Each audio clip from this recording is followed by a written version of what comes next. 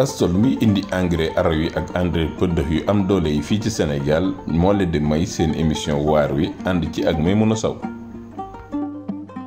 lan bëggoon waxtaan tey ci kan mooy Maimouna Sow lan loonuy tontu ci question boobu. waaw maa ngi leen di nuyu Mohamed. Maimouna benn ndaw la bu ambitieuse bu mère de famille en même temps. Voilà. waaw mais léegi yow ban activité nga doon def avant ngay ñëw ci tool yi. bon délégué médical laa doon def. délégué médical mooy lan.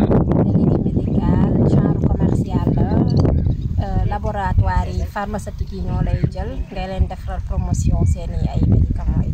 d'accord léegi lan moo la poussé ci tool yi da ngay jóg rek bëgg dem ci tool yi wala da nga am ku ne la demal liggéey tool wala lu mu demee noonu.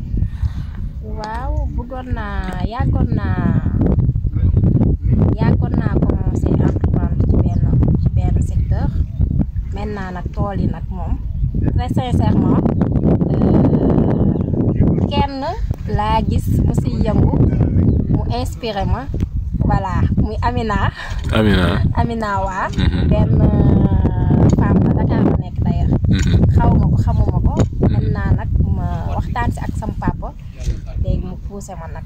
d'accord léegi yow kon nooy organiser wu par rapport ak sa kër ak tool bi.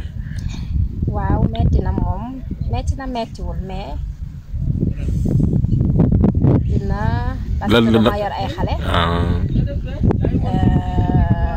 mais daal am naa jëkkër bu am compréhension.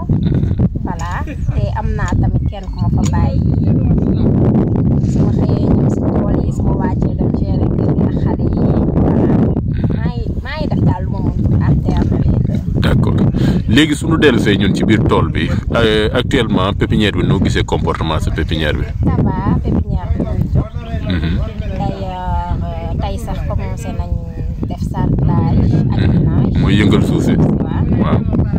su paree dugal nématicide bi. waaw. traité ko. voilà après nag aménager tool bi ci war a def. d'accord aménagement bi lan ngeen di woo lan nga gis ci aménagement bi ban étape yan étape ngeen war a def ci aménagement bi. d'accord dañuy pré-irrigation bi. tooyal ko comme tooy.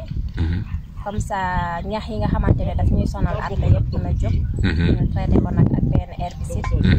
voilà comme ça suñu répliqué duñu am benn problème. d'accord kon tey loolu mooy opération yi nga xam ne dinañ ko def tey ci tool bi.